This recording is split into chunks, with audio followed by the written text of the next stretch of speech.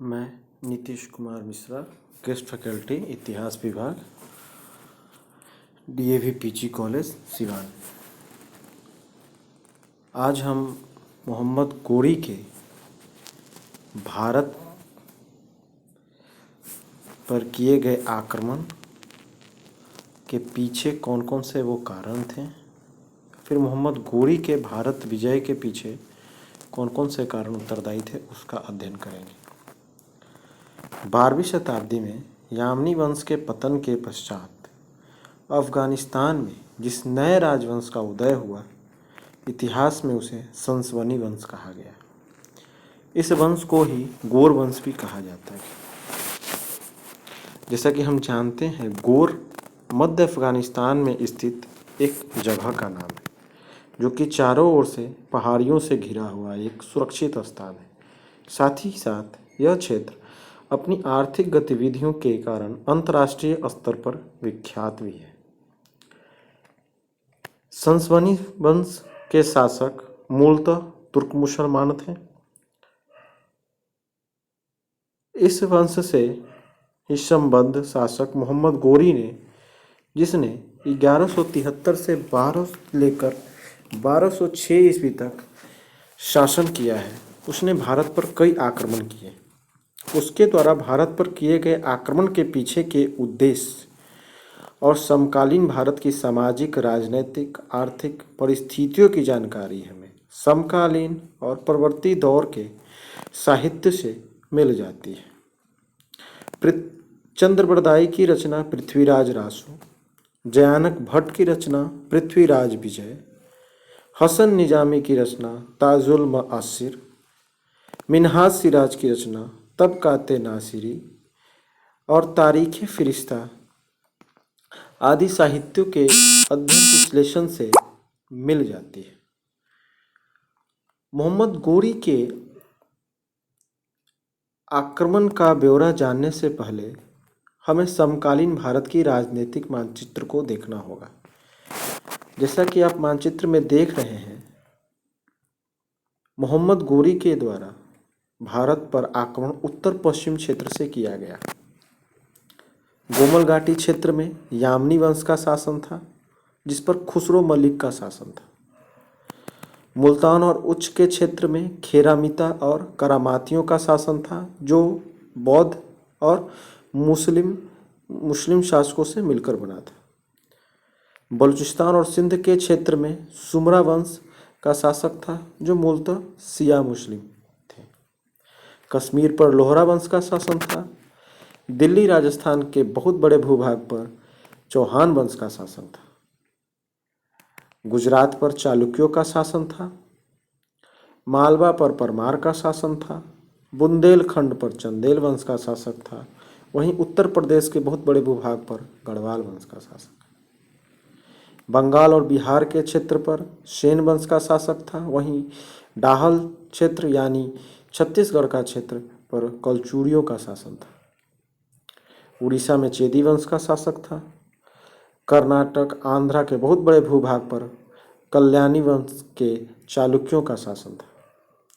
सुदूर दक्षिण, केरल और तमिलनाडु वाले क्षेत्र पर चोल वंश का शासक था। मोहम्मद गोरी के द्वारा भारत पर कई आक्रमण किए गए। मोहम्मद गोरी के द्वारा सर्वप्रथम 1175 ईस्वी में मुल्तान पर आक्रमण किया गया। यह आक्रमण करमातियों के खिलाफ था, जिसमें मोहम्मद गोरी विजय प्राप्त करता है। दूसरा आक्रमण उच्च में करमातियों के खिलाफ था, 1176 में किया गया, जिसमें गोरी की विजय होती है। अनिलवारा गुजरात, यह एक ऐसा आक्रमण था जिसमें मोहम्मद गोरी की पराजय होती है। चालुक्य शासक भीम द्वितीय के द्वारा मोहम्मद गोरी हार जाता है। यह युद्ध आक्रमण 1178 ईस्वी में किया गया था। कन्नौज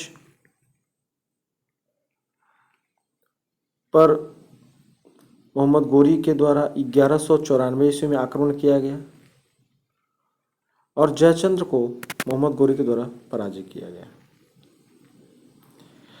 बयाना पर 1195-96 में आक्रमण किया गया। उस समय बयाना का शासक कुमारपाल था, वो मोहम्मद गोरी से पराजित हुआ। ग्वालियर 1198 ईस्वी में मोहम्मद गोरी के द्वारा आक्रमण किया गया। उस समय ग्वालियर पर सुलक्षण पाल का शासन था। मोहम्मद गोरी विजय होता है। मोहम्मद गोरी के द्वारा भारत में 2 युद्ध, बहुत बड़े युद्ध किए गए, जो कहीं ना कहीं मोहम्मद गोरी को बहुत बड़ी सफलता और भारत पर एक बहुत बड़ा साम्राज्य भी प्राप्त हुआ था। मोहम्मद गोरी के द्वारा तराइन का 2 युद्ध लड़ा गया। प्रथम तराइन के युद्ध में तो मोहम्मद गोरी की पराजय हुई, वहीं दूसरे तराइन युद्ध में मोहम्मद गोरी विजय हुआ। प्रथम तराइन युद्ध मोहम्मद गोरी और पृथ्वीराज तृतीय के बीच 1191 में लड़ा गया और द्वितीय तराइन युद्ध 1192 में लड़ा गया। महज 1 साल के अंतराल में ही मोहम्मद गोरी ने पृथ्वीराज तृतीय को हराकर भारत के एक बहुत बड़े भूभाग को अपने शासन के अंतर्गत ले आता है। आखिर 1 साल में क्या परिवर्तन हो जाता है? कई इतिहासकारों का मानना है कि 1191 में पृथ्वीराज तृतीय की विजय महज एक संयोग था। उसे एक ना एक दिन पराजित होना ही था, क्योंकि पृथ्वीराज की सेना सामंती स्वरूप की सेना थी। पृथ्वीराज की सेना एक भीड़ थी और भीड़ एक बार कमाल कर सकती है, बार बार कमाल नहीं कर सकती है। मानचित्र देखने से स्पष्ट हो जाता है कि मोहम्मद गोरी के आक्रमण के पीछे के क्या उद्देश्य थे। सीमा संबंधी विवाद स्पष्ट दिख रहे हैं। भारत के उत्तर पश्चिम विस्तार की महत्वाकांक्षा दिख रही है। यामनी वंश के उत्तराधिकारी का अभी भी कोमल घाटी क्षेत्र में मौजूद रहना खुसरो मलिक का जब तक मौजूद रहेगा तब तक गोरी अफगान की सत्ता पर निश्चिंतता से शासन नहीं कर सकता है। पंजाब पर नियंत्रण की गोरी की इच्छा और धन आकर्षण, लूट की इच्छा, ऐसे कई उद्देश्य थे जो मोहम्मद गोरी को भारत पे आक्रमण के पीछे प्रेरित किए। भारतीय उपमहाद्वीप पर मोहम्मद गोरी के आक्रमण के पीछे हम राजनीतिक और आर्थिक कारण ही उत्तरदायी दिखते हैं। आक्रमण के पीछे धार्मिक कारण कौन प्रतीत होते हैं? ऐसा कहने के पीछे हमारा आधार, हमारा तर्क यह है कि मोहम्मद गोरी ने भारत पर जो आक्रमण किए हैं उसे सबसे पहले आक्रमण उत्तर पश्चिम क्षेत्र के 3 मुस्लिम राजवंशों के खिलाफ करना पड़ा। खुसरो मलिक के खिलाफ, खेरामिता और करमातियों के खिलाफ और सुमरा वंश के खिलाफ। साथ ही साथ मोहम्मद गोरी द्वारा लक्ष्मी आकृति युक्त देवनागरी लिपि में लिखित लेख युक्त सिक्का का चलन किया गया, जिससे यह प्रमाणित हो जाता है कि मोहम्मद गोरी के आक्रमण के पीछे धार्मिक कारण गौण थे। मोहम्मद गोरी के भारत विजय के पीछे के उत्तरदायी कारण, जैसा कि हम जानते हैं कि 750 से 1206 ईस्वी के बीच भारत में कई पतनोन्मुखी प्रवृत्तियों को हम देखते हैं और ये पतनोन्मुख प्रवृत्तियां ही कहीं ना कहीं आक्रमणकारियों को भारत पर आक्रमण के लिए प्रेरित किया है। ये पतनोन्मुख प्रवृत्तियां हम सामाजिक क्षेत्र में, राजनीतिक क्षेत्र में, आर्थिक क्षेत्र में, सांस्कृतिक क्षेत्र में हर तरफ देखने को मिलती है। क्षेत्रीय सत्ता की मौजूदगी, अखिल भारतीय सत्ता का अभाव हमें राजनीतिक रूप से देखने को मिलता है। क्षेत्रीय सत्ता में फूट, आपसी कलह की प्रवृत्ति, प्रभुत्वशाली राजनीतिक शक्ति की अनुपस्थिति, लगातार आपसी संघर्ष में उलझे रहना जैसे त्रिपक्षीय युद्ध आदि। उत्तर भारत इस समय राजनीतिक विशृंखलताओं से ग्रस्त था। इस क्षेत्र में कई छोटे बड़े राज्य स्थित थे।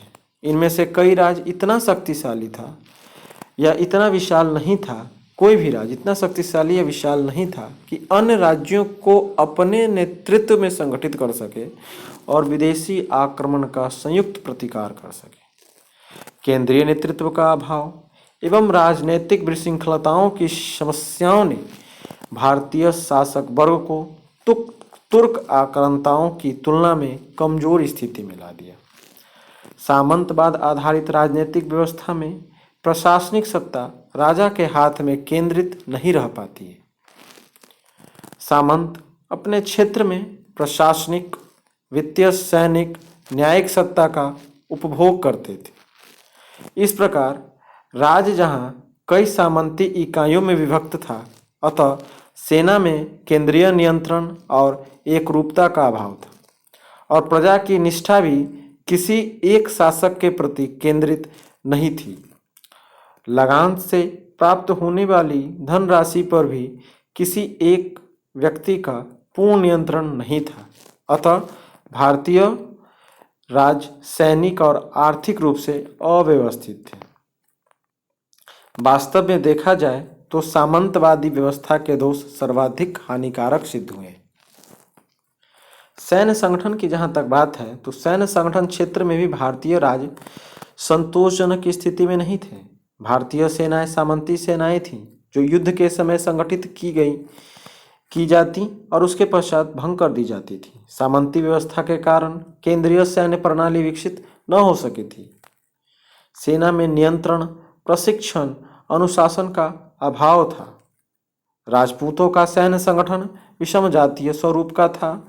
सेना में सामंती शक्तियों की उपस्थिति थी। विभाजन की प्रवृत्तियों का होना था। सेना का भारी भरकम स्वरूप का होना, हाथियों पर अत्यधिक निर्भरता जो सेना की गतिशीलता पर प्रतिकूल प्रभाव डालता था।